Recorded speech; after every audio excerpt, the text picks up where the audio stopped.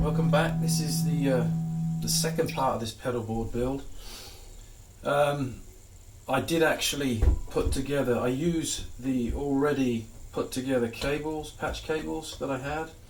I will sort of show you how I did that.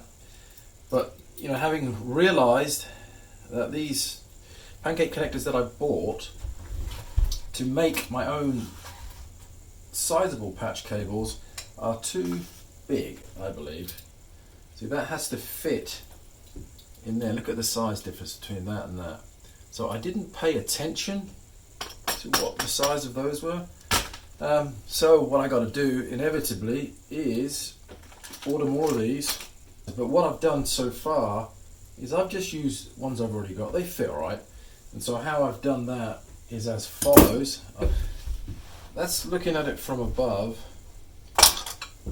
Oh Lord, see, what I was talking about earlier, or yesterday, about it not sticking to rubber, there it is. This came with my other Beat Buddy. It's a little longer, so I'm just going to use it, I'm going to borrow it.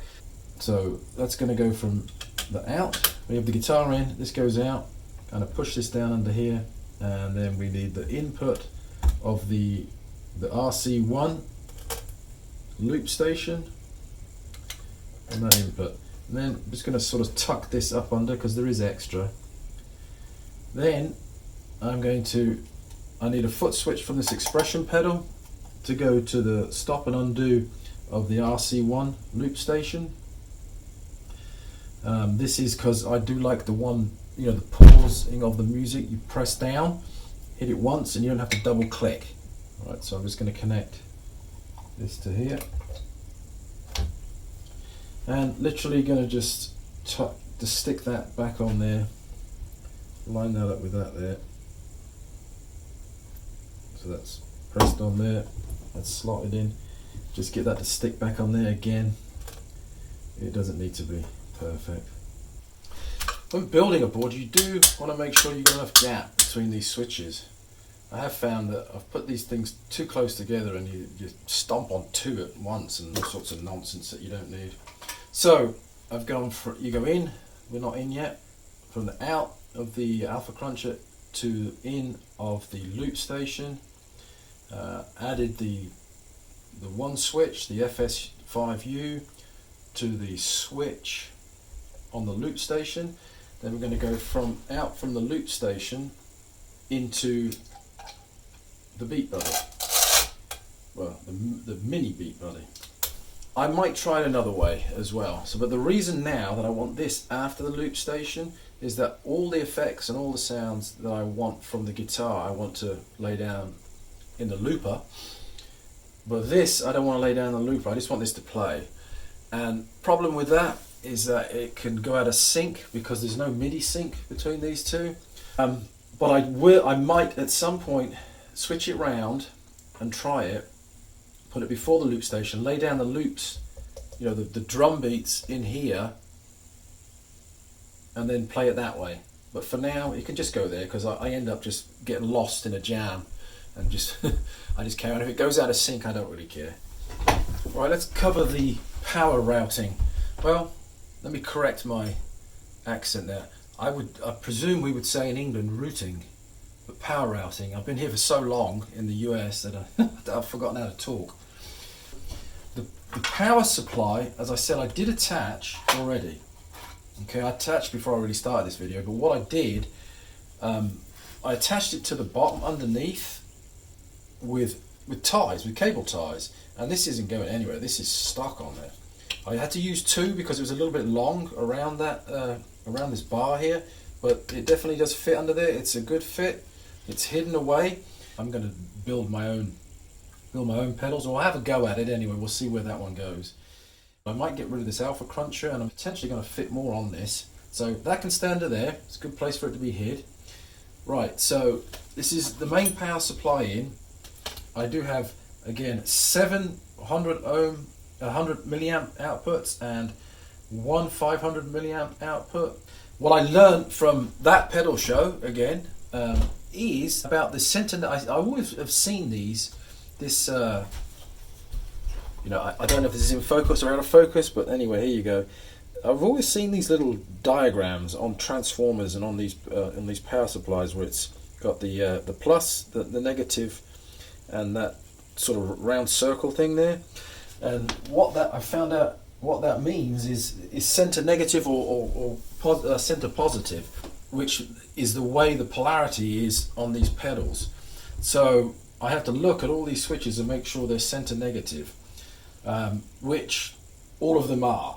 So from here, I'm going to route some of this stuff.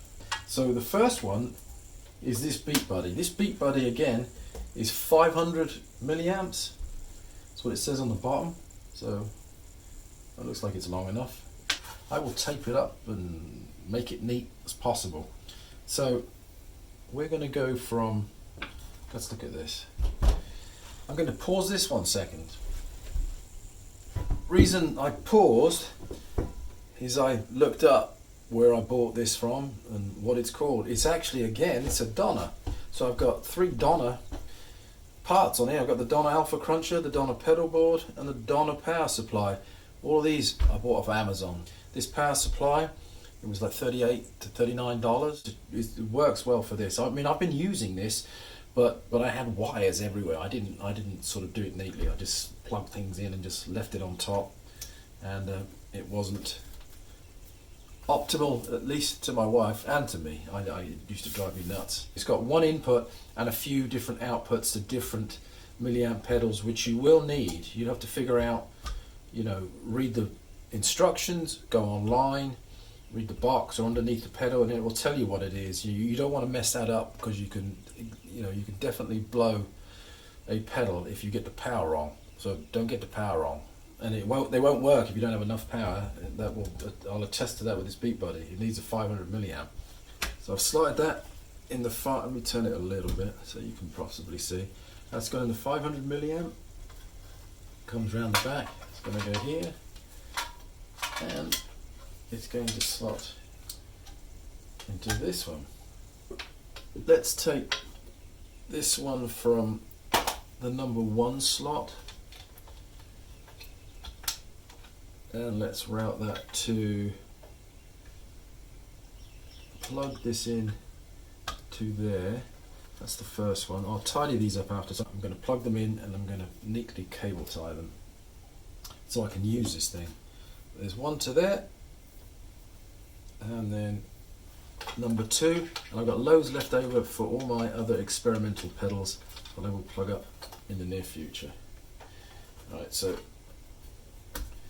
we've got 1 into the Alpha Cruncher, 2 into the loop station, the RC1, and the third one, the 500 milliamps, into the Beat Buddy. Just made an executive decision to slot that through there. This piece can go down in there. I can hide that in there like that. Yeah, that's better. Right, so let's flip this over. Look at the underside. Go in side angle views. So I got to tidy these up, and I don't want to leave it like that. I end up doing a lot of things and going, I just want to play this. Leave them like that, and they end up getting pulled out, broken. These little twists that you get. I save all mine. I'm a bit of a hoarder, but they always come in handy for this stuff. I'm going to slot that in there like that. How about that? That keeps that out of the way. Just like this. Use this here. Twist tie. How can I take that to that? I might just use common or sellotape, scotch tape, again, wherever you're from. Or my guitar tape, my fretboard tape. Let me see.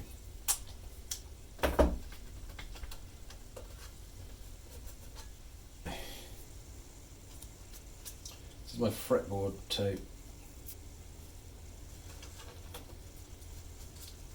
Good. United's winning 2-0 against Watford. I got the game on silently up there. This is not the most professional way to do it, but it will suffice. What I want to do is hold this down. Not a very neat job, but just as so it does the job, holds those there. It's fine by me. tape isn't bad. I got Gorilla Tape, I could use that, but I'd never get it off again. This board is probably going to be taken apart a couple more times. That's really why I'm taking it there. It's not full. I am actually going to be taking it apart again soon. Adding more of those pedals that I'm going to build to it. That's why this is somewhat of a work in progress. A fluid board, that's what I call it. But I want to be able to play it. You know, while I'm building these other pedals, I want to keep my my chops up. There's your problem there is with the sticky on the rubber. Remember what I said when I first started doing this? It's not holding it down very well. There, see, it comes out. I will be redoing this board. Now, let's give it a whirl. See what it sounds like. I'll sort of demo some of these effects, how this works, how the looper works, and how the Beat Buddy works. But I've got to get it set up over there, so I'm going to pause a minute and we'll be right back.